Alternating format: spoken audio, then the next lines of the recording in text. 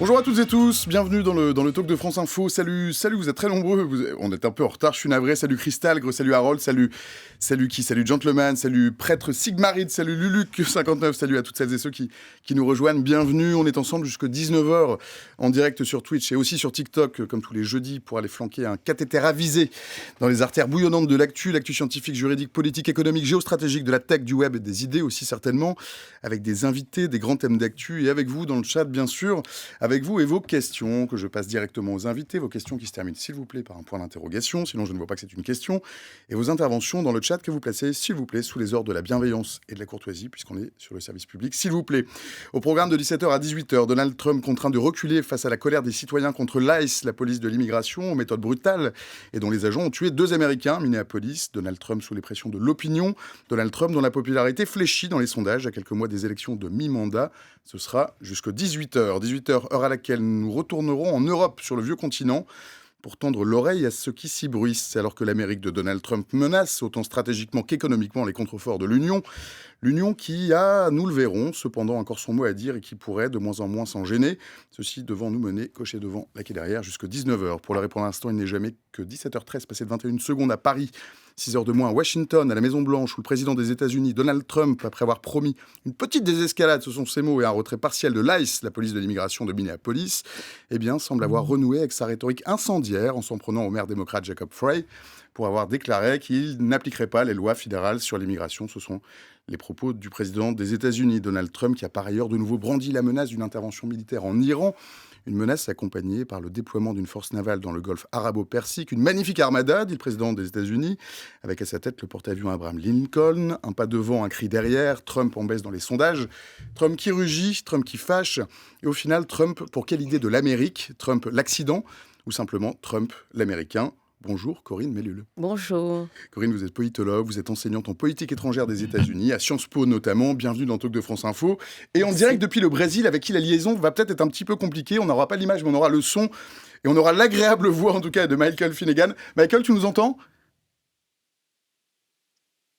Je n'ai pas de Oui, retour. oui. Ah tu m'entends correctement?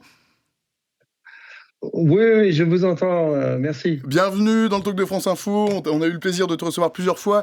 Tu es journaliste franco-américain, ancien grand reporter au Los Angeles Times. Michael, comme on n'a pas l'image, n'hésite pas à nous interrompre. Puisque j'aurais du mal à te passer la parole avec les yeux. Donc dès que tu veux parler, tu parles et tu parles autant de temps que tu veux. Et Corinne est tout à fait disposée à être interrompue quand tu le souhaites. Ça te convient? D'accord. Formidable. Bon, l'opinion américaine s'émeut, y compris chez les républicains, et pourtant il en a fallu du temps, hein, c'est pas non plus un sursaut violent. La polémique sur les méthodes de la police anti-clandestin n'a pas bouleversé des convictions. Qu'est-ce qui s'est passé? Est-ce qu'il y a un basculement, Corinne? Non, je ne parlerai pas de basculement à ce stade. Je pense qu'il y a eu un effet graduel. Il y a certainement la montée d'un cran avec ce qui s'est passé, avec la violence à Minneapolis, qui a abouti à ce que 2 manifestants soient tués. Je pense que là, il y a une espèce de sonnette d'alarme, peut-être, alors je ne dirais pas forcément au sein de la base MAGA, parce que la base MAGA a en ligne de mire la question de l'immigration, la question d'expulser les immigrants illégaux, voire les autres. Je pense que pour la base MAGA, tous les moyens sont bons. Donc, s'il y a déploiement de violence, c'est parce que c'est nécessaire. Mais plutôt la base, disons, d'électeurs plus large qui a voté Donald Trump. On est souvent focalisé sur la base MAGA, mais il ne faut pas oublier qu'il a gagné les élections cette fois-ci, contrairement à 2016, cette fois-ci de façon irréfutable, y compris avec le vote populaire. Et que beaucoup ont voté pour lui, sûrement par rejet de Kamala Harris, en pensant qu'elle n'allait pas être une présidente selon leurs souhaits. Mais je pense que le soutien a été plus étendu à différentes catégories de la population, de la société cette fois-ci. Donc là, effectivement, il y a peut-être beaucoup de gens qui ont été en observation jusqu'à maintenant, mais quelque chose s'est fissuré. Mais je ne parlerai pas encore de point de bascule. Est-ce que quelque chose s'est fissuré, Michael? Je dis oui, non, je suis. complètement d'accord avec tout ce que vous dites, mais en même temps, je pense que c'est un tournement assez important quand même, car si vous, si on pense à 2018, les élections du Congrès mi-mandat, quoi, de son premier mandat de Trump, les gens étaient très, très, très engagés et une très, très mauvaise élection. Et ce qui se passe en ce moment, je pense que c'est un petit peu similaire. Je ne sais pas si vous vous souvenez, mais à l'époque, il y avait la séparation des familles d'immigrés, les enfants séparés de leurs parents. Il y avait des centaines d'enfants dont le gouvernement ne savait plus où étaient les parents. Et ça a vraiment touché beaucoup de gens. Euh, euh, comme, euh, Comme vous avez dit, c'est la base MAGA, c'est très très solide, ça ne va pas changer, mais les élections, c'est les autres, les indépendances, ceux du centre, ceux qui ne paient pas forcément beaucoup d'attention à la politique normalement, qui risquent de s'engager, s'ils sont en colère ou mécontents. Et Trump, il a une histoire de faire engager les gens. Et je pense que c'est ça qui se passe en ce moment. Et en plus, je pense que pour l'opposition américaine, même si la classe politique a été très lente à répondre de façon efficace, et on pourrait même dire qu'elle répond toujours pas de façon très efficace, la colère populaire et le mécontentement populaire, là, ça monte de façon très sérieuse et c'est une force euh, très sérieuse dans la politique américaine. Et là, c'est pas seulement cette chose à Minneapolis, mais ça a vraiment, je pense que cet engagement, ça ne va pas disparaître. Mais l'autre chose que je voudrais dire, c'est que faut pas oublier que George Floyd, ça a vachement bousculé la politique et la culture américaine. Mais ce qu'on voyait tout de suite, c'était pas du tout à long terme ce qui était l'importance de cet événement-là. À l'époque, c'était un changement de mentalité sur toutes les questions raciales, toutes les questions de police, mais le backlash, plus tard, en fin de compte, a été beaucoup plus important. Dans le chat, plusieurs questions. Il y a Tranche qui dit « De plus en plus de médias et spécialistes français parlent enfin explicitement et sans ambiguïté de régime fasciste. Est-ce qu'on l'approuve ? Est-ce qu'on est plus réservé ?»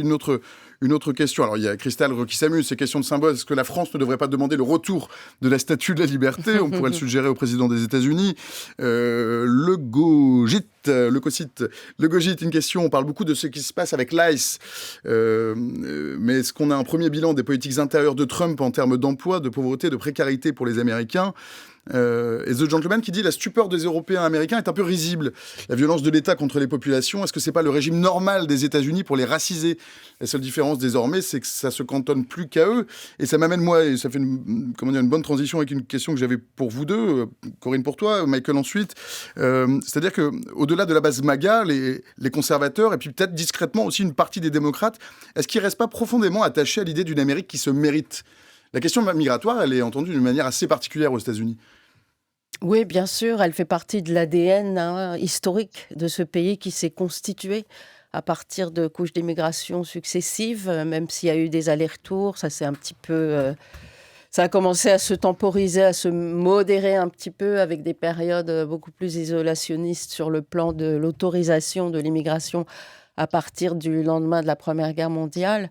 Mais effectivement, l'Amérique s'est constituée avec des couches d'immigration. Et là, l'immigration, c'est pas simplement une politique qui est favorisée par certaines administrations et pas par d'autres. C'est vraiment ça fait partie intégrante de la façon dont le pays s'est construit. Mais je crois que les choses sont différentes aujourd'hui.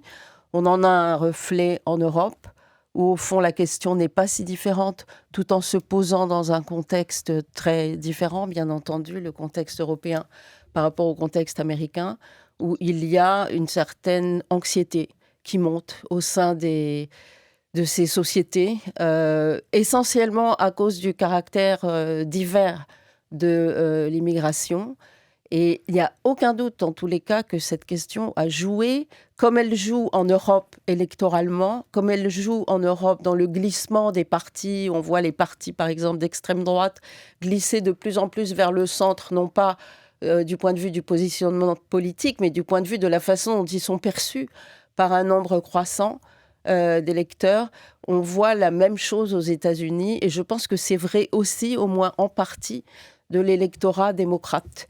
À cet égard, il y a beaucoup d'analystes qui disent, regardant en arrière et essayant d'analyser les 4 années d'administration Biden, que Biden a commis une grave erreur en laissant les portes ouvertes. C'est-à-dire pendant au moins 3 ans, une bonne partie, en tous les cas, bonne première partie de son mandat, où il n'a pas essayé de freiner l'immigration, y compris ce qui est appelé l'immigration illégale, les sans-papiers, à partir de la frontière sud du Mexique, et que ça, en quelque sorte, posé les jalons, en quelque sorte, préparer le terrain au retour de Trump. Biden s'est attaqué à cette problématique la dernière année de son mandat, mais c'était trop tard pour changer le cours des choses. Donc oui, bien sûr que c'est une question très importante. Mais là, c'est autre chose quand même. Je crois que si on regarde les sondages, ce qu'on voit, c'est que la plupart des Américains, y compris parmi l'électorat, les gens qui ont voté pour Trump l'année dernière, ça n'est pas l'intention qu'ils condamnent, mais c'est la méthode, c'est la façon de faire. Michael Finnegan. Tout à fait, tout à fait. C'est très répandu le sentiment qu'il y a eu trop d'immigration illégale, qu'il fallait faire quelque chose. Et donc, et ça a beaucoup à voir avec l'élection de Trump pour la deuxième fois. Mais en même temps, pas mal de gens aux États-Unis qui voulaient bien limiter l'immigration illégale, être plus dur avec ceux qui sont entrés sans papier, sont quand même troublés par la manière dont Trump fait sa politique d'immigration, le comportement des agents d'ICE, ces 2 morts au Minneapolis, c'est très important, je pense, dans la politique américaine, et plein de gens sont très mal à l'aise avec ça, c'est aller trop loin. Et c'est pour ça d'ailleurs qu'on entend, et c'est devenu très très rare, des voix républicaines qui sont évidemment mal à l'aise avec la manière dont ça se déroule.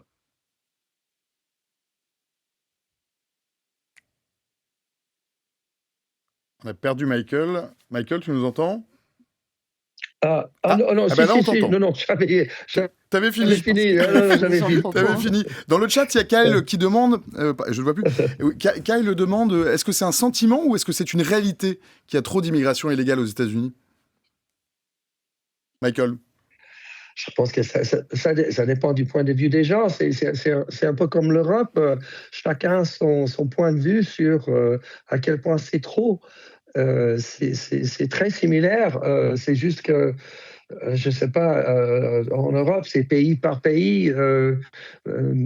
Par exemple, il y a l'Union européenne. Par exemple, je me permets de te couper, Syscom, dans le chat, dit l'immigration illégale est une excuse, puisque les États où il y a le plus d'immigrés illégaux sont souvent républicains, et Trump n'envoie pas l'ICE là-bas. C'est vrai, ça? Si tu ne sais pas, tu ne sais pas. Moi, je ne sais pas. C'est une question précise. Je sais pas. Enfin, oui, un peu. C'est évident je pense, qu'il envoie les agents ICE dans des villes démocrates pour. Il cible les États démocratiques. Bah oui, c'est sûr, c'est là où ils sont le plus durs. Mais la réalité, quand vous voyagez dans toute l'Amérique, toutes les petits bleds de Iowa, du Middle West, il y a des immigrés, mais dans tous les États-Unis, et ça a changé énormément la culture de villes, de grandes villes, de petites villes. Vous allez trouver des Bangladeshis, des Somalis, je sais pas, plein de Mexicains, plein de gens de toute l'Amérique latine. C'est pas seulement en Californie, à New York, en Floride. C'est vraiment partout aux États-Unis. Et pour la plupart, ce sont des gens qui travaillent, qui font des boulots. Enfin, il y a du travail et il y a un besoin en Californie, par exemple, dans l'agriculture, les agriculteurs comptent sur les Mexicains, surtout, qui viennent travailler sans papier pour la moisson, mais tous les ans. C'est comme ça que ça marche. Et quand le gouvernement fédéral, depuis 10, 20, 30 ans, de temps en temps, commence à déporter ces gens-là, les agriculteurs, gueulent énormément. Ça va pas, on peut pas fonctionner. Et puis, le gouvernement fédéral commence à relâcher les déportations parce que les agriculteurs en ont besoin. Donc, c'est pas si simple que ça. Oui, c'est chacun son point de vue, à quel point c'est la ligne. Mais ce qui est sûr, c'est que c'était évident que presque n'importe qui pouvait venir et traverser la frontière. Il y avait des images inoubliables et c'était comme une grille. Je pense que c'était au Texas il y a 2-3 ans, où c'était prévu que des gens qui arrivaient par la Colombie, le Panama, le Mexique, etc., arrivaient avec des valises et dans un trou dans la grille, et il y avait des caméras, et c'était un truc normal, quoi, pour plein de gens pour rentrer. Et je sais pas exactement le cadre juridique pour cette voie d'entrée, mais des images comme ça, il y avait plein d'Américains qui disaient ça va pas, ça, il faut régler l'immigration, il faut décider, on va accepter exactement combien et pour quelles raisons et d'où. Et ça, c'était n'importe qui, n'importe quand. Au moins, c'était la perception de beaucoup d'Américains, et c'était ça en large partie qui a permis à Trump de gagner un deuxième mandat. Corinne Médul. Oui, je pense que je l'ai déjà dit tout à l'heure. Donc, j'ai déjà dit que c'est peut-être une des dimensions de cette nouvelle administration, déjà vieille d'1 an, mais qui paraît se renouveler tous les jours, sur le plan de, je sais pas, de l'audace ou de la capacité de choquer. Il me semble qu'effectivement, c'est une des dimensions qui fait écho en Europe. Pour le reste, il y a beaucoup de choses qui nous paraissent complètement opaques et complètement mystérieuses, en tout cas difficiles à comprendre pour nous, de notre point de vue d'Européens. Mais l'immigration, oui, c'est ça, effectivement. Ça a été moi, je pense qu'il y a une corrélation directe entre les débordements à cet égard de l'administration Biden et l'élection de Trump.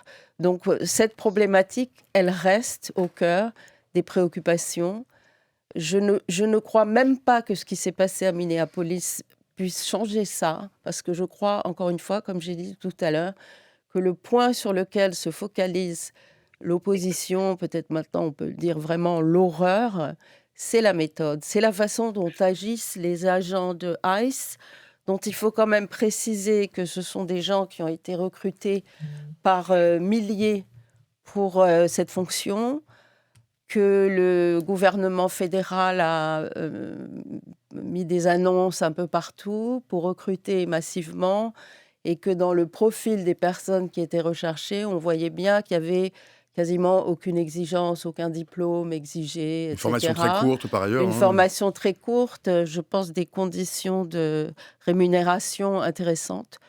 Et je dis ça avec toute la prudence nécessaire, mais on peut penser que ça attire aussi un certain profil. Il s'agit d'hommes, je pense, à 100%, ou quasiment, en tout cas de ce qu'on voit. Effectivement, avec une période de formation très très courte. Et tout ça se combine pour arriver à ce qui se passe aujourd'hui. Mais je ne crois pas que ces derniers événements, ces derniers développements soient de nature à faire basculer l'opinion publique dans sa majorité sur la question de l'immigration. Ça, je ne crois pas. Dans le chat, Christalgre avait une question pour toi, Michael, mais tu y as répondu. Christalgre disait, Michael vient de LA, la Californie est proche de la frontière, comment ça se passe en Californie actuellement pour le secteur économique sans migrants? Tu as répondu tout à l'heure. Fidmi 1924, salut Fidmi, bienvenue, dit, mais les États-Unis, est-ce qu'elles ne sont pas bâties sur l'immigration? Pourquoi remettre ça en cause aujourd'hui, si ce n'est pour se trouver un ennemi intérieur? Et alors sur les fondements des États-Unis, justement, notre émission aujourd'hui, bon, c'était un peu provoquant, mais je l'ai appelé Trump est-il en train de tuer l'idée américaine? Et avant de commencer l'émission avec Corinne, on s'amusait en se disant que cette idée américaine n'existait certainement pas vraiment. Est-ce qu'il existe une idée américaine? Et est-ce que Trump est un accident ou Trump n'est qu'un Américain finalement? Michael? Il y a un mythe américain plutôt qu'une idée américaine dans le contexte dont on parle, je crois. L'Amérique se veut la terre d'accueil pour les immigrants, et en principe, ça l'a toujours été, mais il y a un autre côté de cette histoire. Il y avait des lois contre les Chinois dans le 19e siècle. Il y avait plein de vagues de politiques contre les immigrants. Les immigrés pendant plus d'un siècle. Et ça continue. Et en plus, les démocrates n'ont jamais appris comment en parler de façon efficace. Quand les républicains ont essayé de profiter du sentiment de certains secteurs du public où les gens pensent, surtout des gens blancs, des gens conservateurs, mais il y a des électeurs qui pensent qu'il y a trop d'immigrés, qu'il faut vachement limiter l'immigration. Et depuis longtemps, le Parti républicain a profité de ce sentiment-là chez ces gens-là. Et le Parti démocrate n'a pas pu répondre. Effectivement, ça a été un sujet difficile pour les démocrates depuis très longtemps. Il y a eu des exceptions. Par exemple, en 1994, en Californie, le gouverneur Pete Wilson, il a fait une mesure, un référendum sur toutes sortes de mesures contre les immigrants, les privés de l'école publique, des soins à l'hôpital, ce genre de choses. Et ça a gagné, en fait, ça a marché. Mais en même temps, ça a mobilisé les démocrates comme rien avant en Californie. Et les républicains, c'était un parti quasiment mort pendant 20-30 ans après à cause de ça, avec l'exception de Schwarzenegger, quand il était Arnold Schwarzenegger, quand il a été élu gouverneur, le Parti républicain a été carrément mort en Californie à cause de ça. Mais avec Trump, il arrive à profiter du backlash contre l'immigration chez les conservateurs parce que il y a beaucoup plus d'Américains maintenant, pas seulement les conservateurs qui pensent que ça ne va pas de permettre à n'importe qui, n'importe quand de venir. Alors moi, je pourrais parler d'une autre dimension de l'image américaine. Non, on a dit l'idée américaine, et moi, je préférais le terme image. Alors, toi, tu dis, vous dites image, Michael disait parler de mythe, n'est-ce pas? De mythe. On tourne autour de la même chose quand même. L'image américaine, parce que, alors, c'est davantage mon domaine de spécialisation, mais si on parle de l'image américaine dans le monde, de la position des États-Unis dans le monde, de la perception du rôle des États-Unis dans le monde, je crois que c'est là que le changement est le plus choquant. On le vit tous les jours ici en Europe, mais pas seulement en Europe. Je crois que ça résonne dans le monde entier. Et s'il y a changement, rupture, c'est encore trop tôt pour le dire. Hein. Est-ce que c'est un point tournant et il y aura pas c'est un point de non-retour? Est-ce que de nouveau c'est juste une transition? Alors il y a deux interprétations possibles, il y a deux réponses possibles à cette question. La première, c'est que c'est une parenthèse. Et puis l'Amérique a traversé d'autres périodes, y compris le macartisme, etc., dont elle s'est remise. Et donc l'Amérique restera une démocratie ou retrouvera sa nature démocratique, plus ou moins démocratique, après l'épisode Trump. Et puis, bien sûr, une autre réponse qui consiste à dire que c'est un tournant définitif. Ça, c'est disons, la perspective interne. Pour la perspective internationale, je pense que c'est beaucoup plus difficile. Parce que les valeurs qu'a soutenues l'Amérique, qu'ont soutenu les États-Unis depuis la fin de la Seconde Guerre mondiale, depuis 1945, le fait que les États-Unis aient établi l'ordre mondial international, basé, alors avec toutes les critiques qu'on peut formuler, l'hypocrisie, le fait d'avoir une certaine rhétorique, un certain discours et d'agir de façon contraire aux valeurs proclamées dans les diverses initiatives de politique étrangère ou engagement dans des guerres, etc., depuis 1945-47, depuis le début de la guerre froide. Malgré tout, le fait que les États-Unis se réclamaient de cette philosophie politique, du libéralisme aussi bien politique qu'économique, du fait de soutenir la démocratie, les droits humains, l'état de droit, etc., même si les États-Unis, en tant que puissance mondiale et superpuissance, ne se comportaient pas toujours, d'autres diraient pas souvent, en accord avec ces valeurs proclamées, le simple fait de les proclamer et de les incarner, et l'Amérique, je pense, les a très très bien, peut-être merveilleusement incarnées. Encore une fois, pas dans ses actions, mais dans une dimension au niveau symbolique. Si c'est à ça qu'on est en train de tourner le dos, et ça en a tout l'air, si c'est ça que Trump est en train de piétiner, d'enterrer, et ça en a tout l'air, même si c'est vraiment trop tôt pour le dire, mais ça en a tout l'air pour l'instant. Alors oui, là, il y a effectivement une rupture, un bouleversement, un basculement dans un autre monde, dans un autre ordre mondial, global, dont on ne voit encore que les contours, mais qui, en tous les cas, pour ceux qui se placent encore du côté de la démocratie, est certainement très angoissant et très, très producteur d'anxiété. Michael, tu souscris? Je suis 100% d'accord avec tout ce que Corinne vient de dire.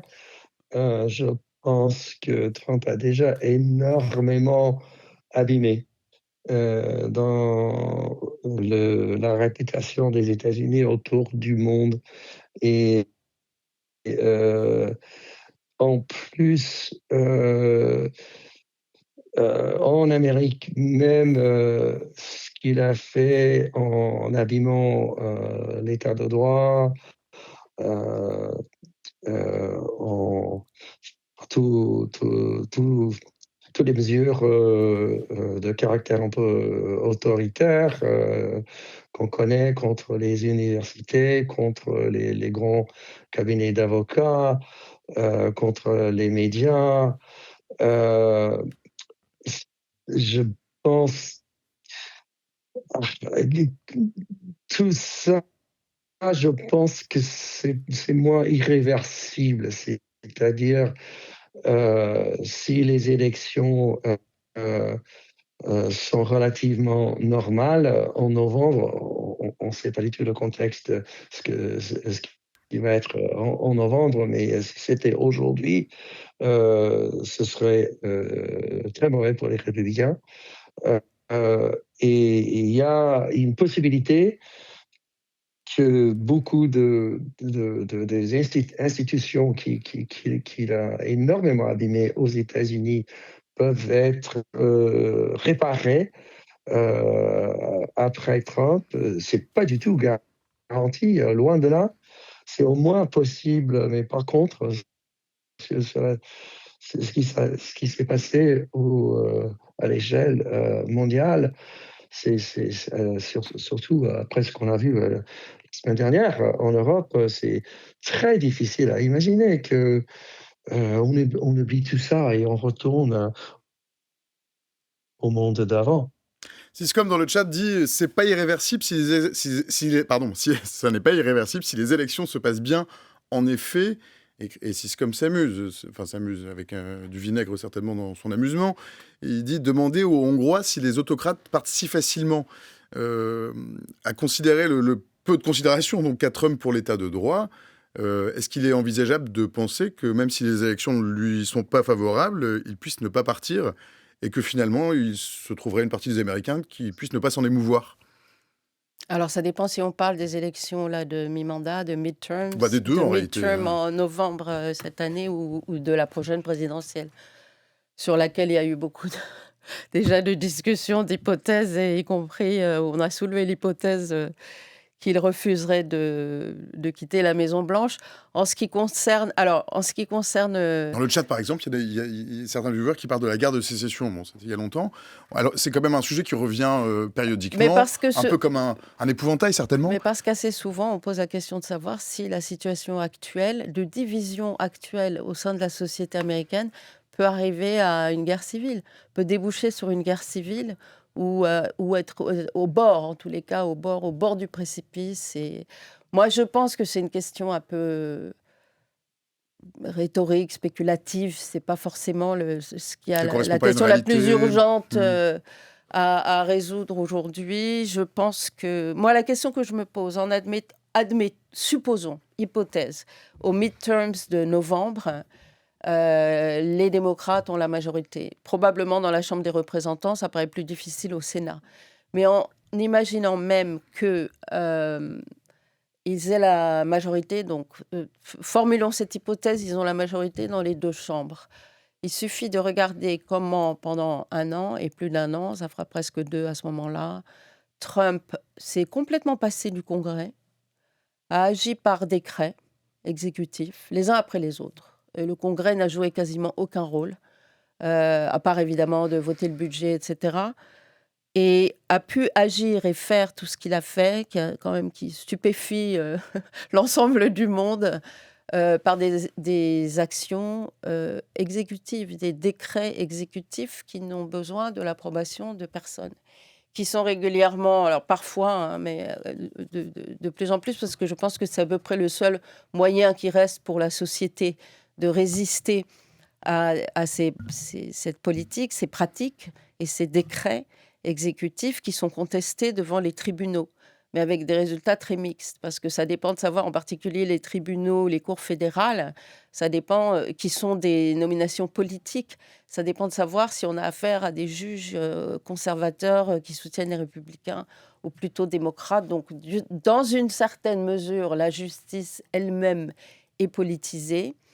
Et la question de la parenthèse, du point de non-retour, de la possibilité de réparer les choses une fois que cette phase sera derrière nous, etc. Je pense qu'elle est très difficile. Sur le plan interne, il ne faut pas oublier que même si Trump est mis en minorité à partir de novembre, même si un président démocrate est élu aux prochaines élections, cette base électorale qui a élu Trump, comme on dit en anglais, elle va aller nulle part, ok? Elle va rester là. Elle fait partie de la société américaine aujourd'hui. Il faut compter avec. Ce ne sont pas des gens qu'on va simplement balayer en dehors du paysage d'un revers de main. Ça ne va pas se faire comme ça. Je pense aussi, ça c'est sur le plan interne. Sur le plan externe, il y a une rupture de confiance.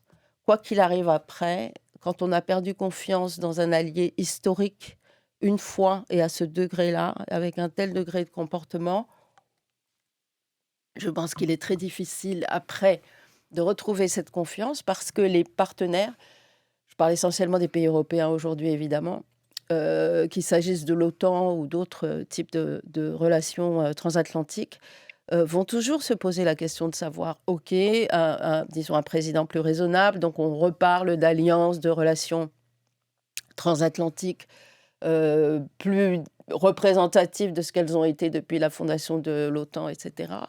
Mais qu'est-ce qui se passe si de nouveau un républicain est élu? Qu'est-ce qui se passe si un J.D. Vance, qui n'aurait pas réussi à se faire élire aux élections prochaines, se fait élire 4 ans plus tard, etc. Je prends simplement pour exemple le fait qu'en 2016, une des premières choses que Trump ait fait en prenant ses fonctions a été de retirer les États-Unis, par exemple, de l'accord climatique de Paris, retirer les États-Unis de l'accord avec l'Iran sur le nucléaire. Et puis, quand Biden a été élu en 2020, il a tout de suite réintégré les États-Unis dans l'accord de Paris et il n'a pas réintégré les États-Unis dans l'accord avec l'Iran sur le nucléaire, mais il a essayé de toutes les façons possibles d'ouvrir à nouveau une piste de négociation, une piste diplomatique avec l'Iran sur le nucléaire. On ne va pas pouvoir accommoder ces va-et-vient. Donc là, il y a une perte nette de capacité à inspirer la confiance. Et c'est peut-être ça qui est sans précédent pour nous, en tous les cas depuis la fin de la Seconde Guerre mondiale. Pour nous, c'est-à-dire pour nous les Européens. Michael? Ah, est-ce qu'on n'aurait pas perdu Michael? Vous Ah, m'entendez là? oui, on t'entend. Tu as pu, Ok. tu as pu suivre la fin du propos de Corinne? Pardon. Oui, la plupart, presque tout. Et la base MAGA, ça va nulle part, comme on dit. Ça va continuer à exister et ça va perpétuer un petit peu ce qui se passe en ce moment sous Trump. Mais pour en revenir à cette question de guerre civile, c'est une question très intéressante. Je pense, il y a pas mal de gens sérieux, enfin des gens sérieux qui pensent que son intention en allant dans les grandes villes américaines, Los Angeles, Portland et le plus dramatiquement Minneapolis avec les agents ICE, faire peur aux gens, faire face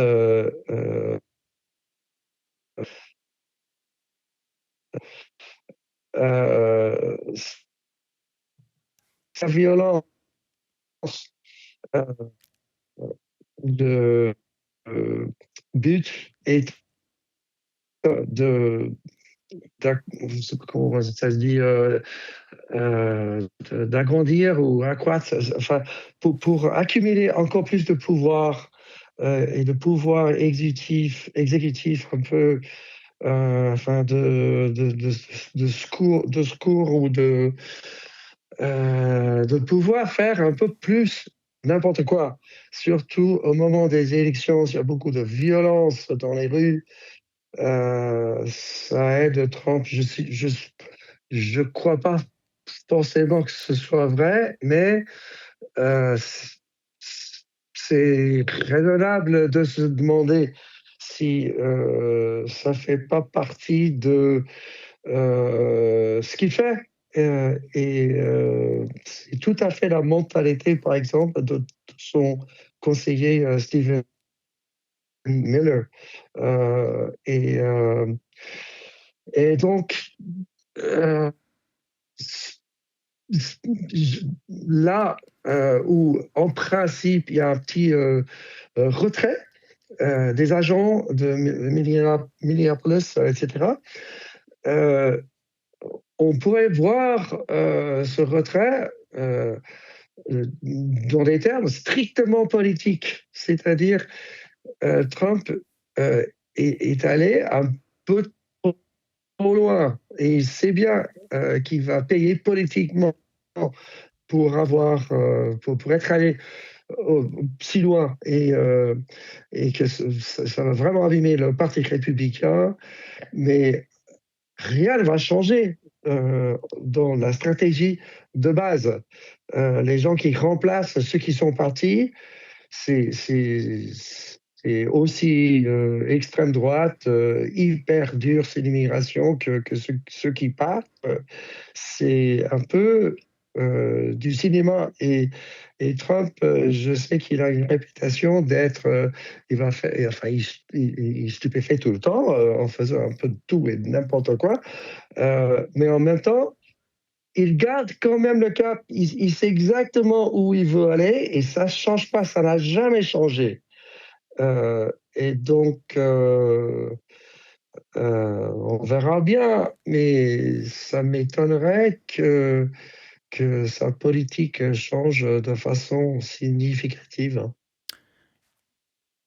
Ah non, je suis tout à fait d'accord. Je vois pas du tout un changement. Il y aura peut-être un changement de forme, hein, une tentative de changement. Là, c'est déjà, effectivement, il est en train de rétro-pédaler un petit peu. À Minneapolis, on voit bien qu'il a compris, effectivement, que c'est allé trop loin. Donc, je pense que sur le plan de la forme et de l'exécution, ça va changer un peu. On va peut-être calmer les troupes de ICE pendant un certain temps et puis ça reprendra, j'en sais rien. Mais c'est tout à fait inenvisageable qu'il y ait un changement de substance parce qu'il fait ce pourquoi il a été élu. Sinon, par l'ensemble des gens qui ont voté pour lui, parce que c'est trop large, au moins de la base MAGA, il fait absolument ce pourquoi il a été élu. Là où il peut y avoir éventuellement un noyau de dissension qui commence à émerger, c'est sur son interventionnisme à l'étranger, puisque dans la perception de la plupart des Américains, je crois, il a été élu avec un agenda, une plateforme isolationniste. En fait, ce n'est pas tout à fait le cas, hein. Make America Great Again, ça ne veut pas forcément dire qu'on va s'occuper que de nous et on ne va plus du tout intervenir dans le monde, on ne va plus du tout mettre le pied ailleurs, etc. Je pense que là, il y a peut-être une espèce de malentendu. S'il commence à y avoir des petites fissures dans cet édifice du soutien MAGA à Trump qui est monolithique, qui appartient alors dans les catégories de la science politique, on n'est pas en démocratie avec une base qui soutient un leader particulier, on est dans un phénomène de charisme, hein, de leadership charismatique qui est emblématique du pouvoir populiste. C'est quelque chose qu'on connaît bien en sciences politiques et donc c'est très largement irrationnel à expliquer. L'attrait que exerce Donald Trump sur cet électorat-là, sur cette base-là. Donc, en ce qui concerne ces gens-là, les points de dissension, les petits points, je ne parlerai pas du tout de rupture, absolument pas pour l'instant en tout cas, mais au moins de fissures qui apparaissent, c'est ça, c'est sur l'interventionnisme qu'on peut qualifier de, je ne sais pas, de débridé, depuis, en tous les cas, au cours de sa première année de mandat. Mais sur le plan interne, encore une fois, c'est comme je disais tout à l'heure, ce qu'on lui reproche, c'est la méthode. Et encore, la base MAGA ne reproche même pas la méthode. Je pense qu'elle n'a aucun problème avec ça. La base plus large qui le soutient, ou en tout cas ceux qui ont voté pour lui, oui, il reproche la méthode, mais pas le combat contre l'immigration illégale. Dans le chat, Logogite, longue intervention de Logogite. Salut Logogite. Je l'ai bien trompé. Oui, Logogite. Ou le cogite peut-être. Est-ce que vous n'idéalisez pas trop les États-Unis? Vous parlez d'une démocratie historique, mais on parle d'un pays qui s'est bâti sur l'esclavage, sur un génocide quand les Européens sont arrivés là-bas, sur des meurtres et des injustices systémiques envers les personnes noires. On parle d'un État religieux et d'un État religieux également strict. Je n'arrive pas trop à te lire, le Gogite. Vous maintenez que c'est seulement Trump qui a abîmé le projet américain, ou est-ce que finalement ce projet, il n'était déjà pas un peu bancal? Cristalgre, lui, dit, mais vous parliez de J.D. Vance, finalement, est-ce que la vague évangéliste ne va pas tout faire pour tenter de passer après Trump, la vague évangéliste qui n'est pas totalement MAGA? L'après Trump, on en avait parlé, effectivement, il y a du monde pour l'après. Ça va être le retour des troupes de J.D. Vance? Ça va être difficile pour la base évangéliste. Elle ne peut pas agir toute seule, hein. Elle peut certainement avoir exercé une influence démesurée par rapport à son poids électoral sur le pouvoir, mais elle peut absolument pas s'emparer du pouvoir toute seule. Elle ne peut que se mettre en coalition avec d'autres forces dans la société pour répondre sur la question de la démocratie. C'est pas ça qui distingue l'Amérique. C'est pas le fait d'être une démocratie parfaite, d'avoir toujours été une démocratie, d'avoir jamais commis d'injustice. Absolument pas.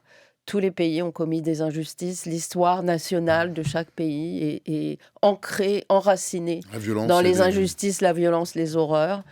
En général, le narratif national, le mythe national tend à gommer ça pour susciter de l'adhésion. Mais ça, c'est vrai de tous les États, c'est vrai de tous les pays. Donc, effectivement, bien sûr, le massacre des populations natives, l'esclavage, etc. Ce qui distingue les États-Unis, c'est le fait d'avoir été fondés dès le début avec les institutions que les États-Unis ont aujourd'hui. Alors qu'en Europe, il a fallu des centaines d'années, des siècles, même des millénaires, on peut dire, des révolutions, des rois décapités, de la violence, des guerres épouvantables, etc. Si on regarde simplement la France par comparaison, quand est-ce qu'on a eu réellement une démocratie qui a commencé à s'installer? Révolution 1789, Troisième République, disons. 1875, et entre-temps, empire, la terreur après la Révolution, empire, retour de la monarchie, etc., etc. Et quand on dit 1875, début de la Troisième République, on doit mettre encore les 4 ans de Vichy de côté. Et puis on pourrait dresser un portrait similaire, un tableau similaire concernant d'autres pays européens. Une histoire donc longue, sanguinaire, pour finir par installer la démocratie véritablement à l'époque moderne, alors que les États-Unis, ce qui fait le caractère unique des États-Unis, ce qui nourrit cet exceptionnalisme américain, c'est cette idée-là. C'est le fait que la Constitution a toujours été la même. Depuis sa promulgation en 1787, c'est la même Constitution. Regardez combien de constitutions on a eu, nous. La Constitution a prévu un mécanisme d'amendement qui permet de l'adapter au temps qui évolue. Et les institutions sont les mêmes. La séparation des pouvoirs, les 3 branches, ça n'a pas bronché depuis la fondation de cette République-là. C'est ça qui fait le caractère unique et non pas l'histoire, bien entendu. Merci Corinne Mellul. Michael, je te laisse conclure. Oui, enfin, à propos, c'est étonnant pour un Américain de découvrir que les femmes n'avaient pas le droit de voter en France jusqu'après la Deuxième Guerre mondiale. C'est très étonnant. 46. C'était dans les années 20, je crois. Oui. 36, d'accord. 46. Mais en tout cas, 46, c'est ce que je pensais. Donc, oui, c'est une démocratie qui a été hyper imparfaite depuis le début. En même temps, beaucoup de gens dans la classe politique, de grands luminaires dans la politique depuis très longtemps, ils notent que c'est un processus très, très, très lent d'amélioration, par exemple, la Constitution, non, elle n'a pas changé, mais elle a été amendée, si ça peut se dire. Oui. Il y a eu des amendements enfin, c'est très important. Par exemple, après la guerre de sécession en 1865-66, il y a des droits. C'était pas seulement l'abolition de l'esclavage à l'époque, mais il y avait de nouveaux droits d'égalité qui ont été ajoutés à la Constitution à cette époque-là, qui restent à ce jour extrêmement importantes au jour le jour dans tous les tribunaux américains, dans les affaires pénales et civiles, toutes les deux. Et en plus, dans les années 60, même chose, le mouvement pour les droits civils, ça a quand même vachement changé la démocratie américaine. Il y avait des lois qui ont été adoptées. Donc, oui, c'est très imparfait, mais en principe, ça s'améliore, même si c'est hyper inégal en général, même aujourd'hui. Merci Michael Fingal, merci Corinne Mellul. Il est 18h02, passé de 58 bon. secondes. Merci à tous les deux pour vos lumières. Pardon, chers amis, pour la liaison. Merci Michael pour ta patience. Merci à tous les deux d'avoir répondu aux questions du chat. Justement, dans le chat, les amis, vous ne bougez pas. On fait une courte pause le temps d'un changement de plateau. Deux autres invités arrivent. On va parler d'Union européenne, de réveil européen. On va continuer à parler un peu évidemment de Donald Trump, mais pas que. On se retrouve dans 2 minutes. Vous ne bougez pas. Le talk revient dans un instant. À tout de suite. 18h10, passé de 2 secondes. Merci d'avoir patienté. Pour celles et ceux qui nous rejoignent, bienvenue dans le talk de France Info. On est ensemble jusqu'à 19h. On va parler d'Europe, ce vieux continent qu'on croyait endormi, que Vladimir Poutine a jeté dans l'effroi en menant une guerre à ses frontières et que Donald Trump continue de bousculer avec chaque semaine une nouvelle annonce. L'oncle d'Amérique devenu croque-mitaine et carabosse et l'Union européenne tirée des bras de Morphée et de ceux des dividendes de la paix. L'Union européenne passée à la sidération qui se met en ordre de marche. L'Union européenne qui a le regard cru sur ses faiblesses, mais qui commence à compter ses atouts, certainement. Il devrait s'en trouver quelques-uns pour peser face à son turbulent cousin. Il est après 18h, on peut dire bonsoir. Bonsoir, Michel Dardevet. Bonsoir. Michel, vous êtes président de Confrontation Europe et président de la Maison de l'Europe. Vous êtes par ailleurs maître de conférence à Sciences Po Paris. Qu'est-ce que c'est que Confrontation Europe ? Et puis qu'est-ce que c'est que la Maison de l'Europe aussi Les deux en même temps. Donc Confrontation Europe est un think tank, un laboratoire d'idées qui a été créé en 1992 par Michel Rocard et Philippe Herzog. Et la Maison de l'Europe de Paris, c'est une association qui est encore plus ancienne, puisqu'elle a été créée en 1956. Donc elle fête cette année ses 70 ans. Elle n'est pas loin d'ailleurs de la Maison de Radio France. Elle est 77 avenue de Versailles et nous faisons de belles conférences. Il y en a d'autres qui font de belles conférences. Salut Pascal Jaunin, bonsoir. Bonjour Ludo. Pascal, vous êtes directrice générale de la Fondation Robert Schuman. Qu'est-ce que c'est que la Fondation Robert Schuman ? C'est le think tank de référence sur l'Europe et qui porte le nom du père fondateur de l'Union. Chers amis, on va parler un peu de philosophie de l'Union. Mais avant, est-ce que, de votre point de vue, l'Union européenne s'est réveillée ? Est-ce qu'après son café du matin, est-ce qu'elle pourrait légitimement avoir le sentiment qu'elle pourrait se passer des États-Unis ? On parlait des États-Unis juste avant. Elle prend une nouvelle place dans l'ordre mondial ? C'est une bonne question parce que souvent, cette question-là, il faut la prendre avec beaucoup de lucidité. C'est-à-dire qu'on D'une autre manière, c'est est-ce qu'on n'a pas trop intériorisé le fait qu'on dépendait terriblement des États-Unis et que l'Union était définitivement endormie ? Non, je pense que non. Ça n'a pas été intériorisé. Par contre, ce qu'on entend dans le discours alentour, c'est l'idée qu'on pourrait du jour au lendemain se passer des États-Unis, aller très vite vers des solutions souveraines, autonomes, dans tous les domaines. Je pense que c'est pas le cas. Je pense que cette transition qui aura été à mettre au bénéfice de Trump, qui aura poussé les Européens dans leur retranchement, elle doit se faire, mais elle doit s'organiser dans le temps de manière organisée et selon les secteurs. Je veux dire, la dépendance dans les différents compartiments de la coopération économique, elle ne peut pas être coupée immédiatement. Et donc, oui, l'Europe va s'affirmer. Elle l'a déjà commencé depuis 1 an, mais ça se fera graduellement, petit à petit. Et c'est là où nos amis américains ont sans doute perdu de vue qu'ils ne sont pas les seuls acteurs du commerce mondial, qu'il y a encore du multilatéralisme qui fonctionne, et que donc tout le travail qu'ils font de sape contre l'Europe risque de leur être à temps moyen ou long dommageable. Pascal Jaunin. Si vous voulez, l'Europe s'est réveillée brutalement pour certains États membres qui s'étaient endormis pendant la guerre, après la fin de la guerre froide, en se disant bon voilà, l'ennemi soviétique est terrassé, et les États-Unis nous offrent un parapluie confortable. Ils sont là depuis 1945, donc très bien, il y a une continuité et donc c'est très. Ils s'étaient donc en effet un peu assoupis comme la Belle au bois dormant. Et donc voilà, le réveil est brutal Le pour prince n'était vraiment pas charmant, pourtant.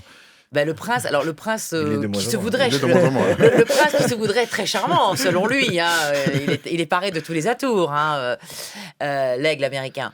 Il n'est pas du tout charmant et en effet, il l'a dit, il l'a écrit. Maintenant, on sait que c'est pas seulement Donald Trump qui le pense, il l'a écrit que l'Europe finalement, il fallait un peu la secouer, il fallait l'écraser un petit peu si on pouvait, parce que dans le jeu qui est le sien, c'est de reconstituer une espèce d'empire, d'un impérialisme américain, et que l'Europe, qui n'est pas un État, ça c'est aussi quelque chose qui est à noter hein, dans les acteurs internationaux, c'est un objet non Ce identifié, n'est pas une hein, fédération non institutionnel, plus. voilà, c'est pas une fédération, c'est pas une fédération comme la Suisse, c'est pas un État fédéral comme les États-Unis, hein. Et donc on a en effet une organisation qui fait que on se dit on va faire exploser l'Union européenne, comme ça ça va faire un concurrent de moins, et puis il y aura les autres qui restent, alors les autres étant la Chine, qui est le vrai challenger américain pour eux. Et puis la Russie, qui est quand même un grand pays, on voit bien d'ailleurs Donald Trump avoir eu un peu les yeux de chimène pour Poutine, lui avoir fait un petit peu la courte échelle en disant je vais pas complètement te terrasser, je vais te donner un peu, je vais te faire la courte échelle, aide-moi, je t'aiderai. Mais bon, Vladimir Poutine n'a pas vraiment répondu aux attentes de Donald Trump et il s'est fait un peu rouler dans la farine. Donc aujourd'hui, nous, l'Europe, qu'est-ce qu'on doit faire? Il faut tenir compte de cette situation.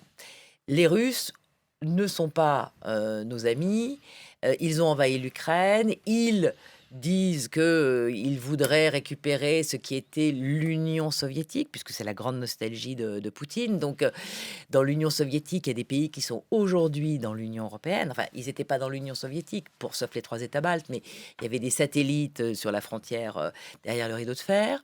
On a la Chine qui veut s'affirmer comme un géant et qui veut faire du Pacifique en partie son terrain de chasse avec Taïwan en ligne de mire. Et les États-Unis qui, dans le discours qu'il a fait, etc., considèrent que donc tous les hémisphères américains, du Canada à la Terre de Feu, c'est sous une influence, un territoire d'influence américain.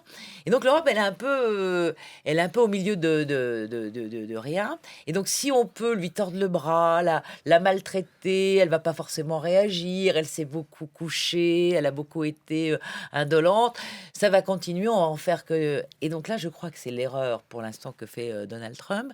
C'est plus il marche sur les Européens, plus il les insulte, plus il y a une résistance, plus il y a quelque chose qui est en train de se créer. Alors, pas en France, puisqu'on a toujours eu, vis-à-vis de nos amis américains, je rappelle que l'indépendance américaine, ils la doivent à quand même les Français. Et donc, mais d'autres partenaires européens étaient beaucoup plus, avaient pour les États-Unis des yeux de chimène. Parlons clairement de nos amis allemands. Hein, et que pour eux, le réveil est brutal. Mais justement, parce que Donald Trump les maltraite, il y a une espèce de réveil qui s'est fait. Et donc là, on doit maintenant affirmer les intérêts qui sont les nôtres, réduire nos dépendances vis-à-vis de la Russie, on l'a fait en matière énergétique, vis-à-vis de la Chine en matière commerciale, il va falloir qu'on mette les points sur les i. Et avec les États-Unis, la relation ne sera plus pareille. Avec Donald Trump, c'est clair, mais demain, avec un autre président des États-Unis, je pense que la situation changera, mais pas La fondamentalement. rupture est consommée. La rupture est consommée parce que Make America First, nous, il faut qu'on fasse quelque chose qui soit dans l'intérêt du continent européen. Michel. Non, je crois que surtout, ce qui est important aujourd'hui, c'est de se dire que finalement, Trump s'est tiré une balle dans le pied lui-même. C'est-à-dire, dans son propos, dans sa pratique complètement erratique, je mets 10%, 50% de droits de douane, 100% et tout, il a désorganisé le système multilatéral au plan commercial. Mais il a tué aussi quelque chose qui était extrêmement bénéfique aux États-Unis. C'est-à-dire que le commerce entre l'Europe et les États-Unis, c'était 30% des échanges mondiaux de biens et 43% du produit intérieur brut mondial. Donc on avait une relation historiquement très forte à l'intérieur de l'Organisation mondiale du commerce. Aujourd'hui, bilan de l'année écoulée 2025, 96% des droits de douane qu'il a mis ont été payés par les importateurs américains. Donc les importateurs américains qui sont retrouvés pénalisés par les mesures que le président américain a décidées de manière unilatérale. Et nos importations, plutôt nos exportations, nous Européens, elles ont cru vers les États-Unis de 7%. C'est une étude du Kiel Institute qui est sortie la semaine dernière.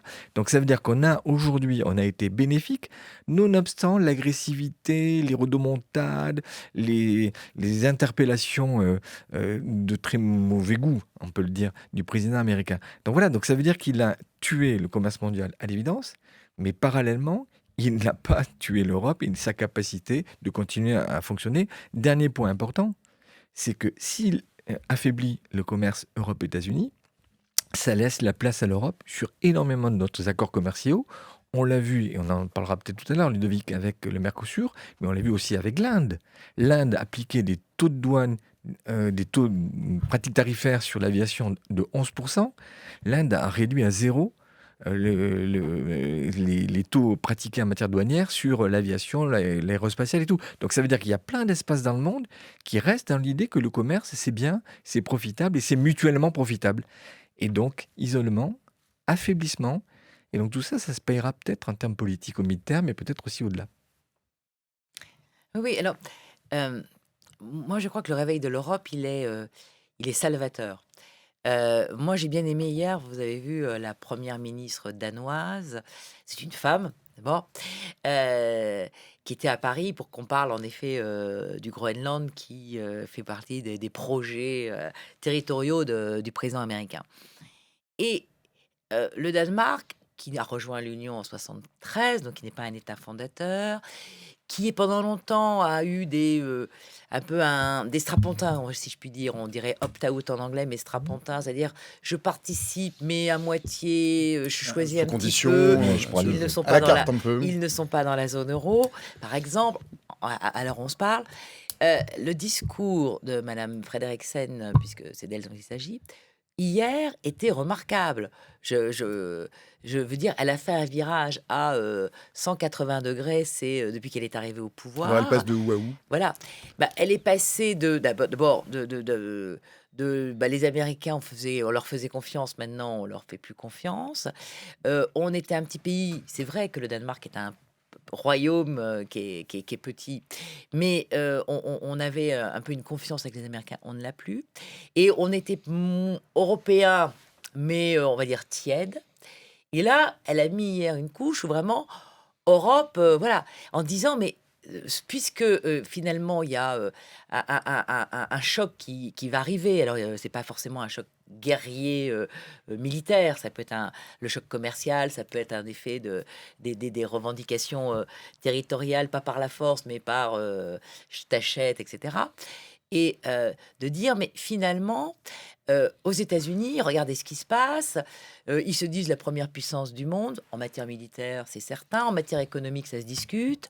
Ils ont des tas de problèmes. On a vu Minneapolis, on a vu avant toute une série de choses qui font que c'est pas forcément la société la plus équilibrée dans laquelle ils vont vivre.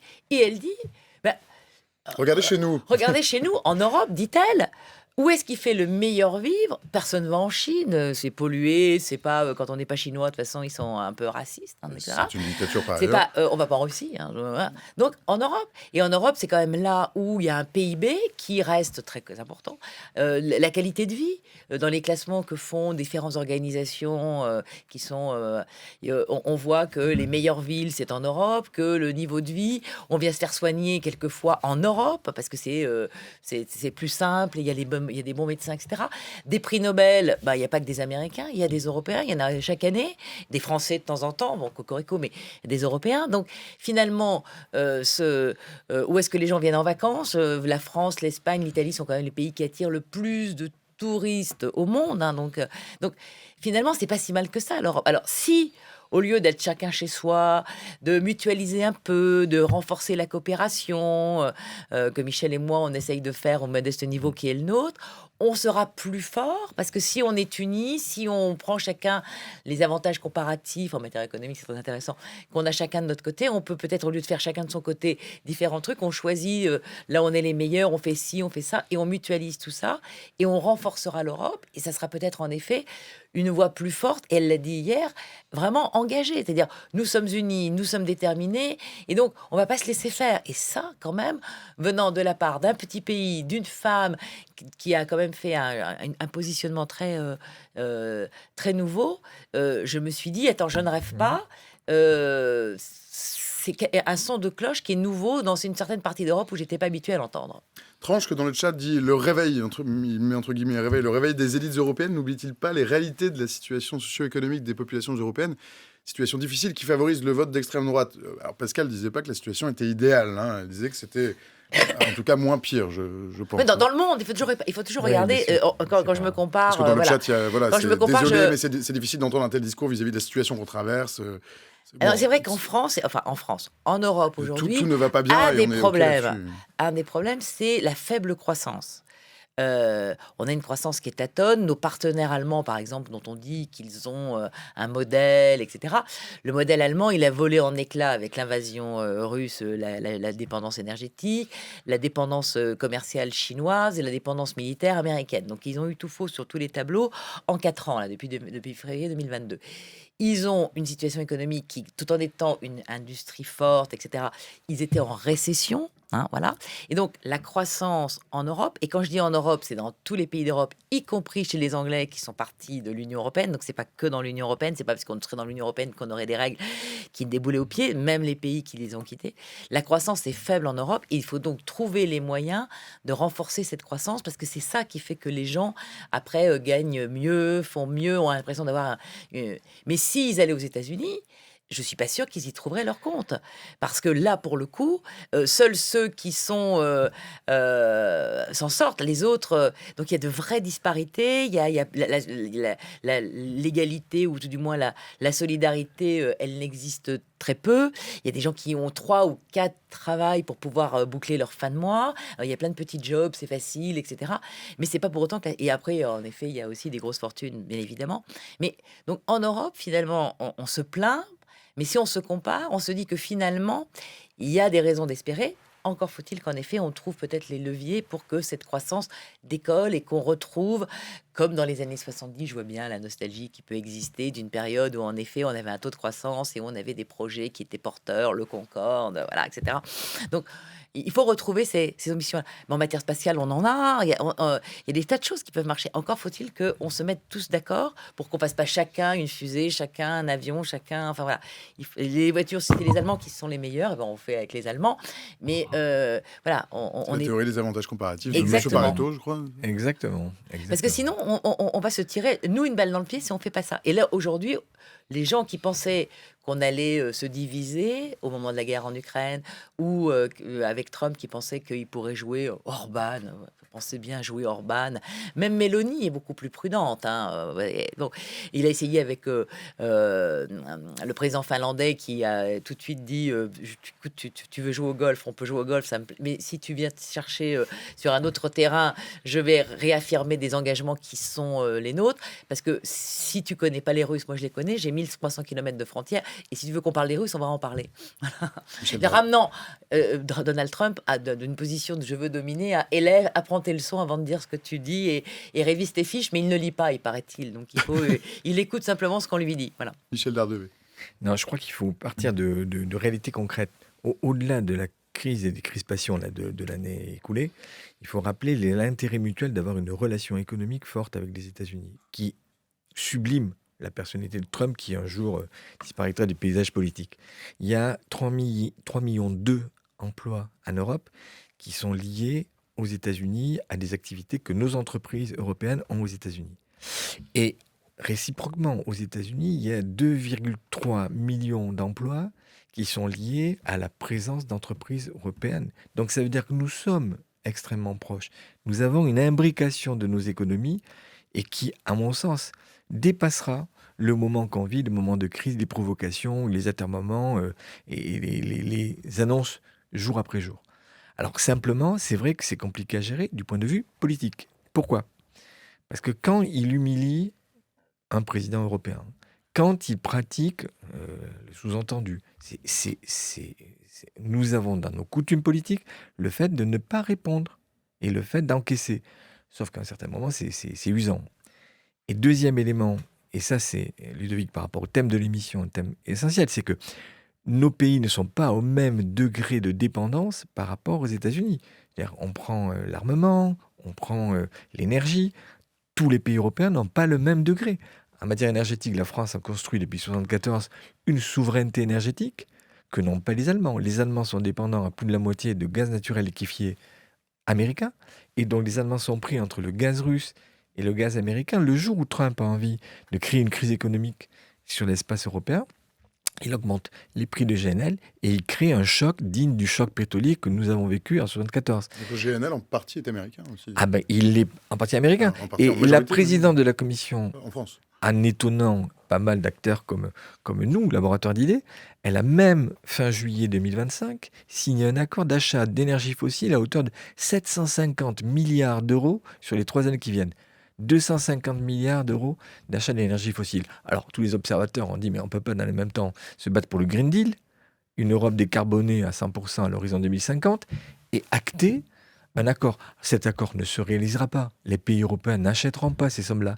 Je pense que c'était fait pour faire plaisir sur le terrain de golf à M. Trump, mais on voit bien qu'il y a quand même le risque en Europe de relations État pouvoir américain très différentes, très dissymétriques, et dont le problème pour l'Europe, c'est d'arriver à parler d'une seule voix, de manière unie. Ça peut se faire, ça a été fait.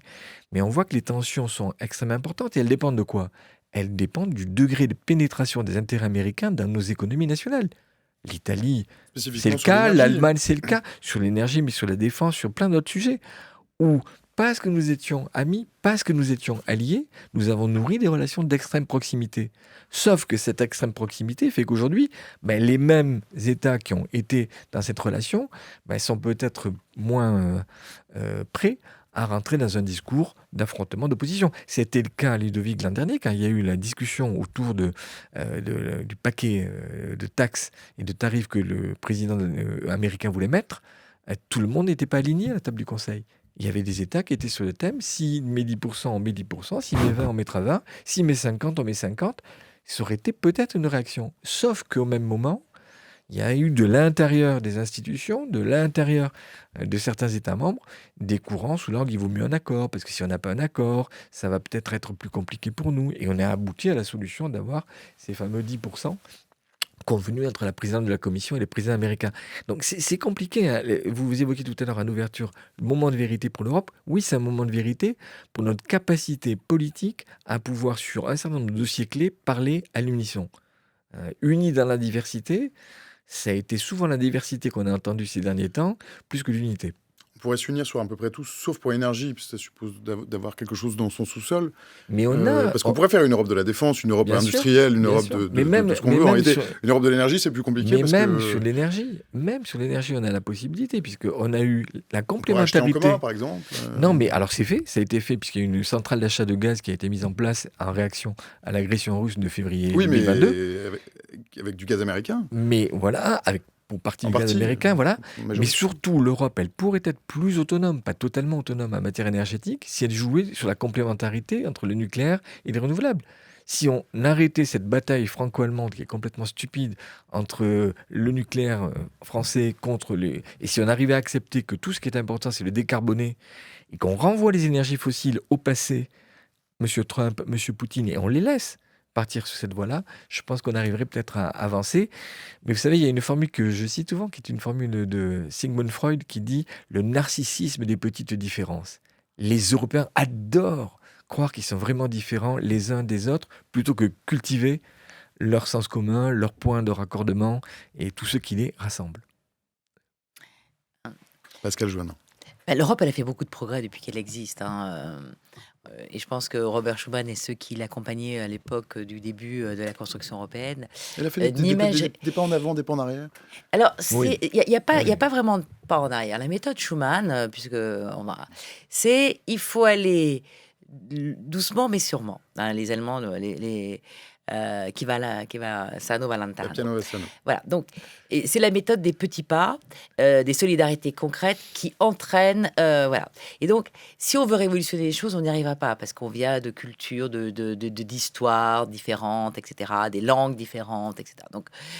Donc, Et on a réussi sur ce continent où on s'était quand même fait la guerre, on s'était détruit. Il faut regarder les images de 45 pour comprendre qu'on s'est détruit. Hein. Donc, on a réussi à renaître de ces cendres et à porter un projet où on a une monnaie unique. On parle aujourd'hui de défense. C'était pas dans les projets. Il y avait un projet de défense en 54. Hein. Nous l'avons mis. Alors, quand je dis nous, la France l'a porté sur les fonds baptismaux. La France, parce qu'entre-temps, sur la 4e République, ont changé de Premier ministre souvent. Entre-temps, il y a eu une autre majorité et ce qui a été porté en 54 en 52, en 54, il n'y avait plus la même majorité. On l'a détruit. Donc à partir de là, les Français se sont tirés une balle dans le pied parce que si on avait fait la Communauté européenne de défense en 54, il y aurait certainement eu d'autres progrès qui auraient été faits. Mais on a fait des choses et on a commencé par l'énergie. Je rappelle que charbon et acier plus Euratom en 50 et en 50, enfin en 51, en 57, c'est quand même des trucs très énergétiques. Donc on a commencé par l'énergie, on a commencé par l'économie et aujourd'hui on vient sur des sujets beaucoup plus, j'allais dire sensibles, de diplomatie, de coopération judiciaire, de coopération policière, de ce qu'on appellerait le régalien dans ce pays, alors qu'on a tué le roi. Et donc, de cœur de sujet. Ce qui est nouveau pour un certain nombre de pays, c'est de prendre conscience, en effet, que ce que la France porte depuis un petit moment, alors sous la Ve République, et que c'est une certaine indépendance stratégique au sein de l'OTAN, pendant longtemps, indépendance nucléaire avec le choix fait en matière énergétique d'un choix nucléaire assumé. On n'est pas les seuls, mais celui-là, il a été très fort dans notre pays. Donc on a en effet un positionnement. Et on était regardé par les autres comme disant, bon, c'est la France, voilà, bon, ils peuvent se permettre des choses parce que on est membre du Conseil de sécurité, parce qu'on a une dissuasion nucléaire et qu'on a une position un peu particulière. Comme les Anglais sont partis aujourd'hui, on est les seuls au sein de l'Union à conserver cette position. Et donc, et c'est intéressant de voir qu'aujourd'hui, il y a des choses qu'on a dites par des présidents successifs, hein, pas que par le dernier en date, sur un certain degré d'autonomie stratégique, de défendre ses intérêts, d'avoir en effet l'Europe au cœur, où qu'on mette le curseur européen, pour dire, voilà, on ne s'en sortira qu'ensemble, parce que finalement, quand on regarde comment vont les choses, on parle des États-Unis, on parle de la Chine, on parle de l'Inde, on parle de la Russie, des grands pays géographiques avec des populations, notamment sur la Chine et l'Inde, qui sont à 1,5 milliard l'Inde étant devant la Chine. Mais nous, les Européens, on a créé quand même un truc extraordinaire qui s'appelle le marché unique. 92. Ce marché unique, 450 millions d'habitants. C'est beaucoup plus que les 150 millions de la Chine, c'est beaucoup plus que les 320 américains. Et ce marché, il est convoité. C'est un truc, c'est l'or, c'est le trésor, etc. Donc, il faut qu'on défende ce qu'on a construit, que les autres voudraient piller ou détruire. Et ça, il n'y a que nous qui pourrons le faire. Alors, certains ont pensé que les Américains nous aideraient. Ben, aujourd'hui, c'est fini. Donc voilà, donc ça ne veut pas dire qu'on n'aura plus de relations transatlantiques, mais elle ne sera plus jamais comme avant. Quel que soit le président qui succédera à Donald Trump, quand vous regardez aujourd'hui le monde politique américain, il est quand même très secoué. Et moi, ce qui m'interpelle, c'est qu'il y a un an, on n'entendait rien. Aujourd'hui, on commence à entendre des petites musiques. Il va trop loin, non pas chez les démocrates, à l'intérieur du parti républicain. À l'intérieur du parti républicain.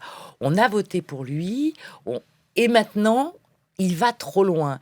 Il est trop excessif. Il est trop... voilà. Et donc, il y a une musique qui se fait entendre. Je ne sais pas ce qui se passera aux États-Unis. Je ne suis pas impliquée dans la vie américaine, et voilà. Mais il y a des choses qui sont en train de changer qu'on n'aurait pas imaginé. En un an, il a beaucoup perturbé le monde, mais je crois qu'il a aussi beaucoup perturbé les Américains. Et que donc, il y a quelque chose qui est en train de... le check and balances, on ne les voyait plus. Ce qu'il fait, par exemple, vis-à-vis de la banque centrale américaine, qui s'appelle la Federal Reserve, est absolument innommable. D'ailleurs, il s'est pris tout ce qu'il a pu, parce que tout le monde a été solidaire de Jérôme Powell, qui part dans 6 mois et qui a été nommé par lui, puisque c'est des mandats assez longs, c'était donc pendant son premier mandat. Donc il n'y a pas de cohérence, il n'y a pas de consistance. Alors pour le coup, lui, je me lève les matins, voilà, c'est genre, je vais en sortir une et on va parler de moi. Et donc,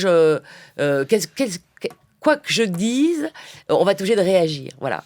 Et les Européens se sont un peu lassés de ça et se disent, bon ben voilà, maintenant il faut qu'on prenne notre destin en main, puisque peut-être qu'on aura des relations pas trop mauvaises un jour avec les États-Unis, mais avec ce président-là, de toutes les façons, il n'y a rien à attendre qui permette de... Et encore, quand moi je regarde, il parle beaucoup, mais il a quand même beaucoup reculé. Sur le Groenland, on pouvait se dire, ça y est, c'est fait, j'envoie les armées. Il a la plus forte armée du monde. Bon, elle est aujourd'hui aux portes de l'Iran. Il l'a pas fait. Et puis, il a reculé. Il a fait aussi beaucoup avec le Mexique et le Canada, qui sont ses voisins immédiats. Les Canadiens se sont pas laissés faire, etc. Donc, on a l'impression que c'est celui qui parle le dernier qui a raison. Et donc, il revient sur des positions. Donc, les convictions de Donald Trump sont assez basses. Et... mais il a empoisonné la relation internationale, si bien qu'aujourd'hui, l'ordre qui était celui de l'après-guerre est en train de voler, puisque, bon, à l'OMC, ça fait longtemps qu'il y a une politique de la chaise vide américaine. L'ONU, il finance plus. Donc, voilà, il veut créer un contre-ONU, mais on a bien vu que les premiers adhérents à ce contre-ONU étaient quand même des pays totalement remarquables, tant par le système politique que par le poids géostratégique. Enfin, voilà. Donc, on a l'impression que cette dérive américaine peut être dangereuse, parce qu'on avait l'impression que c'était un pilier qui allait pouvoir. Et dans l'affrontement qu'ils ont avec la Chine et la Russie doivent quand même un petit peu regarder ça en se disant... C'est pas vrai, lui, il va nous aider à reprendre un peu du poil de la bête, parce que s'il fait ça, et on voit bien, Michel le disait, l'Inde, avec l'Union européenne, c'est deux camps qui ont réagi par rapport à des positions américaines. Bien sûr. Le chat, j'ai toujours pour habitude de lire un ou deux commentaires désagréables. Mais du c'est chat. très bien. Alors, le commentaire de Miskin, moi je suis prêt à te répondre, Miskin, si tu précises. Est-ce que nos impôts servent à faire de la propagande anti-Trump ? Écoute, j'ai pas l'impression que depuis 18h10, on fasse de la propagande anti-Trump. Mais moi, comme mes deux invités sont tout à fait, je pense, disposés à te répondre si tu précises un petit peu ta question, qui est un peu une accusation. Et Rataxa dit Trump est la meilleure chose qui soit arrivée à l'Europe. Est-ce que Trump est la meilleure chose qui soit arrivée à l'Europe ? Oui, va me dire Michel Derdevé, puisque vous aviez commencé votre intervention comme ça, il me semble. Bien sûr, et Pascal l'évoquait tout à l'heure, c'est un accélérateur, un formidable accélérateur pour ce qu'on appelle le marché intérieur, le marché unique. Aujourd'hui, on a encore en Europe des barrières douanières. Le FMI évalue à 44% les barrières, les obstacles dans le commerce infra-européen. Donc là, on ne parle plus du commerce entre l'Europe et les États-Unis, on parle du commerce à l'intérieur. L'an dernier, on a eu 2 rapports formidables, le rapport Letta, le rapport Draghi, qui tous les deux amènent à affermir, conforter cet espace de 450 millions de citoyens qui représente une force économique si on s'y met ensemble, y compris si demain on décide un boycott de produits américains. Pour l'instant, on n'est pas allé jusque-là. Mais il y a plusieurs mesures qu'on pourrait mettre en place. Par exemple, moi j'ai fait un papier dans les Échos il y a peu de temps là-dessus, pour mettre en place un Buy European Act. Ça veut dire quoi ? Ça veut dire que quand on est sur de l'achat important de tel ou tel produit, pour un pays, si on peut, ne serait-ce qu'au niveau des administrations publiques, et s'il y a un produit européen disponible, privilégier le produit européen par rapport à un produit américain, c'est pas mettre des droits de douane, c'est pas un instrument violent, c'est simplement dire à un moment donné, face à M. Trump, face aux États-Unis, on préfère commander des voitures françaises ou des voitures allemandes à des voitures américaines ou à des voitures chinoises. Il faut savoir aussi, dans la guerre commerciale mondiale, savoir utiliser des outils. Juridiquement, c'est faisable. Cet outil-là est tout à fait praticable. Qu'on aurait signé. Bien sûr, il est tout à fait praticable au niveau européen. Il y a des propositions en ce sens que le Parlement européen a documentées. Et donc, on n'est pas dans une stratégie violente où on va dire n'achetez plus de Coca, n'achetez plus de Tesla. On est dans une stratégie où on se dit finalement, le réflexe du consommateur, c'est de se dire si j'ai un produit de qualité disponible, en tout cas comparable à un produit américain, pourquoi, diable, n'irais-je pas là ? Et Ludovic, quand on regarde, donc si par hasard on on accroissait ces échanges entre États européens plutôt que acheter américain, ça pourrait représenter 1,25% de PIB supplémentaire. Donc, ça pourrait absorber à peu près 10% de taxes, de tarifs douaniers que Trump nous mettrait. Donc, la bonne résistance de l'Europe, c'est aussi se penser comme un continent puissant au plan économique, arrêtant la chicaya, j'évoquais tout à l'heure le narcissisme et les logiques très nationales, mais en se pensant comme une puissance. Le mot-clé, c'est puissance. Nous sommes puissants si nous sommes ensemble. Si nous nous opposons les uns les autres, on évoquait en question énergétique la problématique franco-allemande, nous nous affaiblissons. Et il faut se dire que les grands continents adorent l'Europe en puzzle. Quand ils nous voient divisés, nous chicaillant, ils sont très heureux parce qu'ils peuvent derrière interférer dans nos politiques nationales, pousser leurs entreprises, et ça a été le cas de la Chine, puis on sort du problème américain. Les Chinois ont acheté depuis 20 ans une partie des réseaux électriques un peu partout en Europe pour prendre des positions clés, et ça s'est fait de manière complètement non déclarée, pas ouverte. Donc ça, l'Europe doit se mettre en schéma de résistance. Encore une fois, l'élection de Trump 2 a amené, je pense, beaucoup d'Européens à se dire, on ne peut pas être naïf. Arrêtons la naïveté, mettons-nous en schéma de résistance face à un type de démarche agressive de ce type. Christelle, il faut que tu reformules ta question. Je pense qu'il manque un verbe quelque part. Pascal. Alors, pour répondre à monsieur qui pensait que nous étions... Non, d'abord, je rebondis d'abord sur ce que dit sur Michel. Il faut toujours se souvenir que les droits de douane que le président américain a voulu imposer, notamment aux pays européens, c'est parce qu'il y avait un déficit de la balance au détriment de l'Europe, enfin au détriment des États-Unis, et donc en faveur de l'Europe. Et que donc, voilà. il a trouvé ça comme non, mais ça c'est pas possible, c'est pas possible. Nous sommes les premiers, nous devons être les premiers, et donc il faut que la balance soit rééquilibrée. Donc je vais employer des moyens, pensant que ces moyens allaient rééquilibrer la balance. Et Michel vient de nous dire que c'était pas le cas, et donc voilà. Donc on continuera à exporter des biens, etc. Et il y a des gens qui, de toutes les façons, le feront. Non, ce qui est inquiétant dans moi, ce que je dis sur Trump, c'est une dérive d'un président normalement qui est de la première démocratie ou la plus puissante, en tout cas. La première, c'est peut-être la démocratie indienne en termes de population, hein. Mais on avait en effet un président américain depuis qui était toujours, dans le sens démocrate, pro-démocrate, pas de parti politique, hein, pro-démocratie, etc. On a l'impression là, quand même, qu'il y a une dérive qui n'est pas encore un modèle autoritaire ou un modèle qu'à la chinoise ou à la russe, où en effet les présidents sont élus à vie.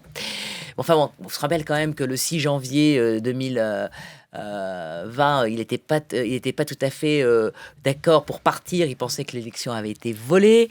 On a quand même des déclarations où il s'assoit un petit peu sur le droit international, sur des règles normalement où les États-Unis participent, etc.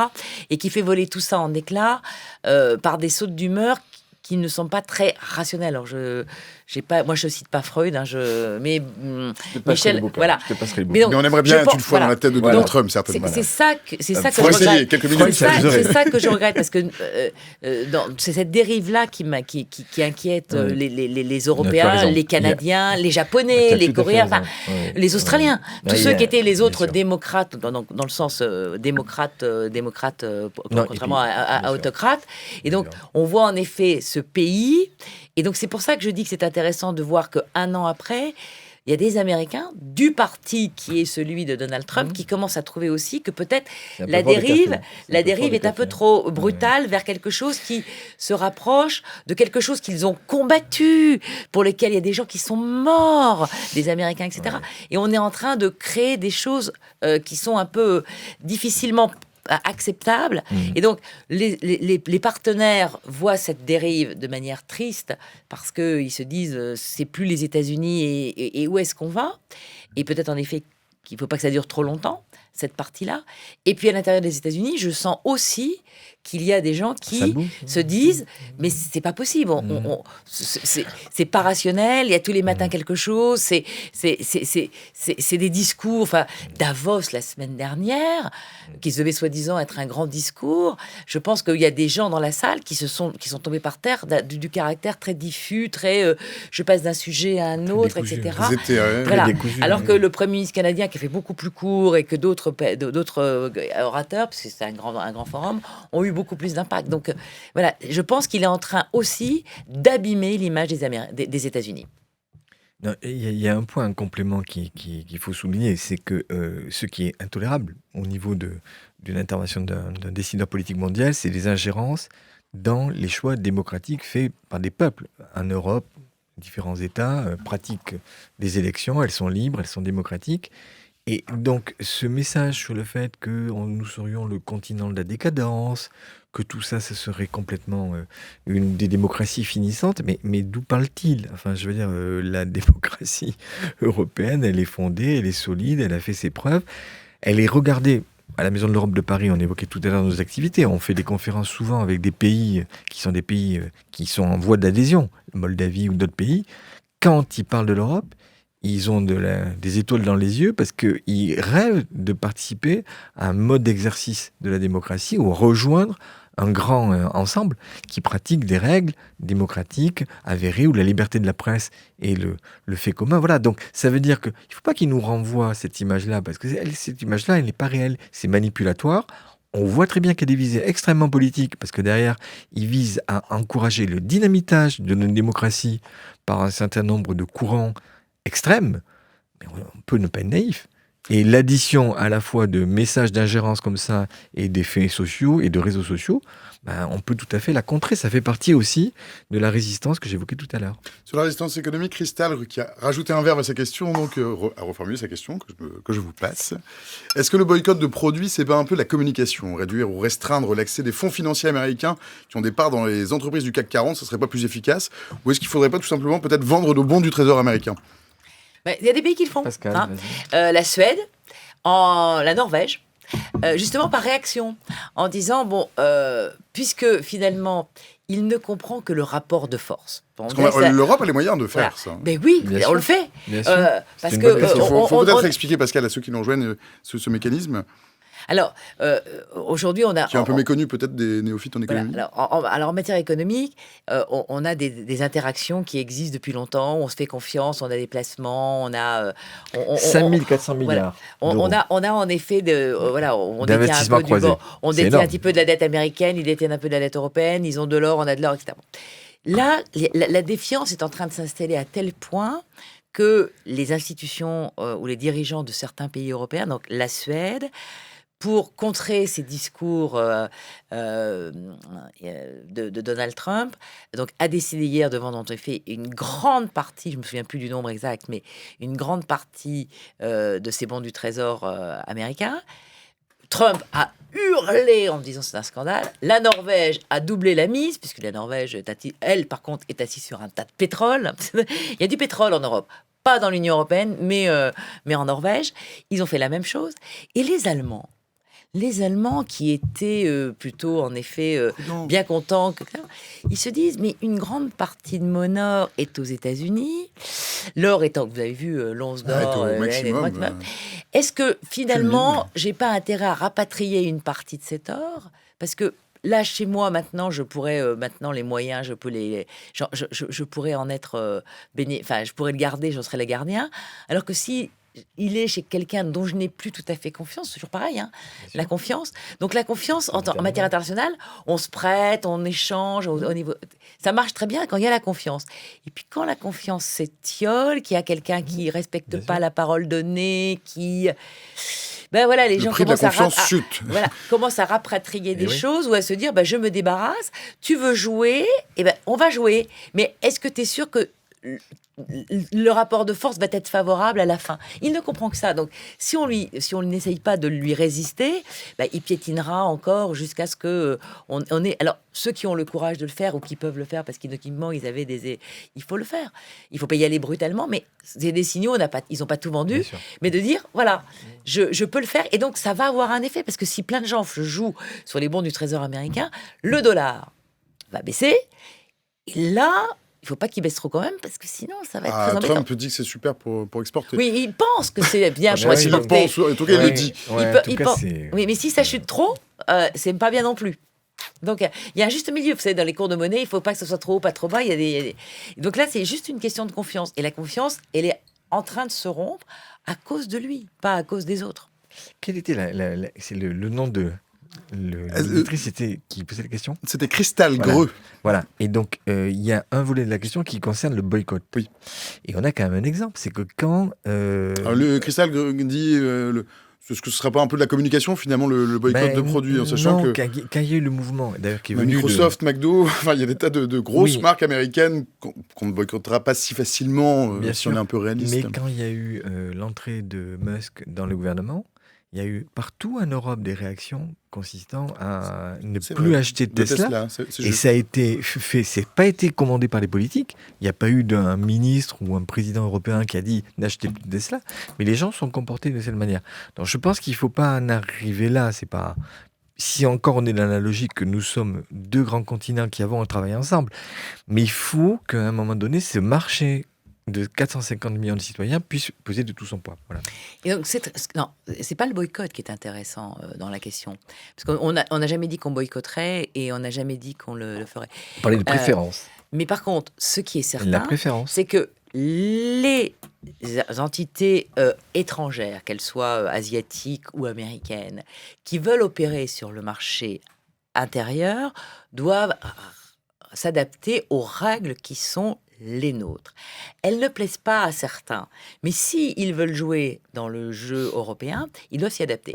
Et s'ils ne le respectent pas, là pour le coup, l'Union européenne a développé, parce que c'est une compétence qui lui a été donnée en matière de concurrence, et donc là, on ne va pas boycotter les produits, vous parliez de... Mais par contre, on peut les taxer, parce que payer des amendes, ça fait mal, etc., pour leur dire, ben, si vous ne respectez pas ces règles, on ne les changera pas. Donc, ou vous voulez le marché des 450 millions là, où vous voulez vraiment y être un opérateur, mais vous vous adaptez.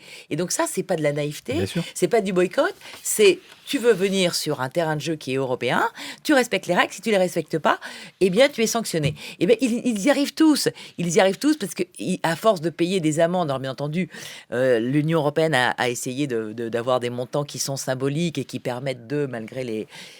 Mais ça fait mal, et donc forcément quand vous êtes tapé une fois, deux fois, trois fois, bah, vous dites est-ce que tout ça, ça vaut la peine?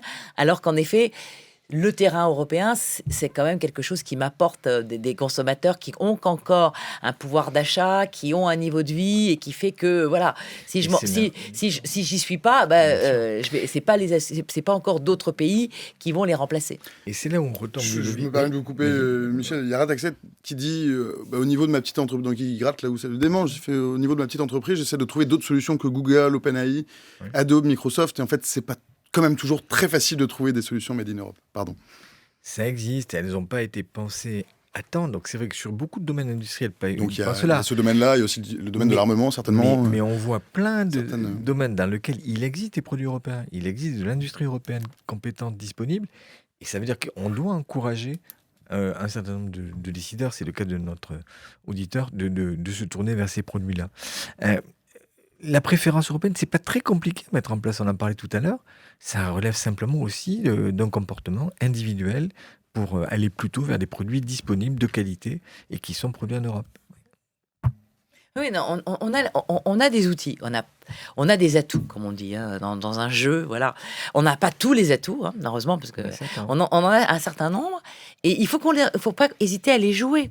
C'est-à-dire que c'est pas une guerre. Qu'est-ce qu'on a là qu'on devrait jouer, qu'on pourrait jouer et qu'on ne joue pas? Par exemple, sur le numérique. Sur le numérique, on a un certain nombre. On n'est pas encore tout à fait. Oui, mais on peut très bien aller vers reprendre la maîtrise des données, des infrastructures, des logiciels, des standards. Et donc voilà, et pour avoir un peu plus d'autonomie, un peu plus de sécurité. Donc, je veux dire, c'est vrai que ça a été évoqué ces derniers temps, mais si sur l'ensemble des plateformes, on peut avoir une maîtrise de nos cartes bancaires un peu plus souveraine, un peu plus autonome, on gagnera en sécurité. Donc ça a été fait par le commissaire Breton, qui d'ailleurs a été sanctionné pour ça, par Trump sur les grandes plateformes, avec une volonté de réguler, de contrôler, et dans l'intérêt du modèle européen. C'est-à-dire que si on veut lutter contre un certain nombre de fléaux qu'il y a sur les plateformes en ligne, c'est bien d'avoir des règles du jeu que les Européens souhaitent pour eux-mêmes, qui peuvent être adoptées au-delà, mais en tout cas, ce n'est pas une brimade vis-à-vis des Américains. C'est simplement que nous, Européens, nous avons un cadre, une volonté de réguler les plateformes et que tout ne se déverse pas de manière complètement automatique dans ces plateformes. L'espace, c'est Pareil. l'espace, c'est un domaine. Pareil. Galiléo est plus sérieux que le GPS américain. Exactement. On a des lanceurs, on a Ariane, on concurrence, on a l'ESA, la NASA, etc. Donc l'espace, l'observation de la Terre, les satellites, etc. Donc c'est un domaine où en effet l'Europe est pas naine, voilà. Pas démunie. Voilà. Chers amis, il est 18h57, passé le 44 secondes. C'est quasiment l'heure de nous quitter. C'est certainement l'heure aussi du mot de la fin ou celui de la suite, Pascal Jeunin. L'Europe, il faut qu'elle continue dans la voie qu'elle est en train de mener. On la croyait en mort cérébrale. Moribonde et en mort cérébrale. Et voilà, ou désunie, etc. Et moi, je pense qu'aujourd'hui, justement, tous ces agresseurs externes, ces ingérences, etc., vont faire en sorte que les Européens prennent conscience, en effet, qu'ils ne s'en sortiront plus ou moins vite, mais ils s'en sortiront qu'ensemble, unis et déterminés. Michel Dardeville, le mot de la fin ou le mot de la suite? Jean Monnet, contemporain de Robert Schuman, qui évoquait le fait que l'Europe se fera dans les crises et elle sera la solution trouvée par les Européens à ces crises. Jean Monnet avait raison et en 2026, c'est ce qui doit nous guider. En voilà un joli mot de la suite. Celui de Christagre, c'est le mot MAUX de la fin FAIM. J'ai faim. Allez, à table. Bon appétit. Bon appétit. 18h58, 39 secondes. Merci à toutes et tous de nous avoir suivis. C'est la fin de ce stream. Merci à vous dans le chat. C'est chouette toujours de vous lire. Vous avez été très nombreux ce soir et je m'en félicite. Merci pour vos humeurs. Merci pour toutes vos questions. Vous avez posé pas mal de questions, plus en première partie, mais vous avez beaucoup parlé entre vous de ce qu'on disait là dans la deuxième partie. C'est toujours super chouette de vous lire. Merci à Stéphanie au visuel. Merci aussi merci à Jérém à la modé, bien sûr, qui vous lit, qui vous fouette quand vous n'êtes pas sage dans le chat, mais vous êtes toujours super sage et super sympa. Merci bien sûr à toutes celles et ceux derrière la vitre qui nous donnent le cadre, le son, l'image, le pixel, avec patience, avec passion certainement. Merci à Hélène, Raphaël, Joé, Alex et Cyril. Ces 2 heures de talk, vous avez peut-être raté un petit bout. Vous voulez partager nos discussions avec votre collègue, votre copine, votre cousine, votre vieille tante, que sais-je. Ça tombe bien, puisque le stream est dispo dans 1 minute sur Twitch en replay, sur la page replay de l'émission sur le site de France Info. Le site de France Info, c'est franceinfo.fr. Mais bien sûr, vous le savez, parce que vous vous informez sur France Info, vous avez bien raison de le faire.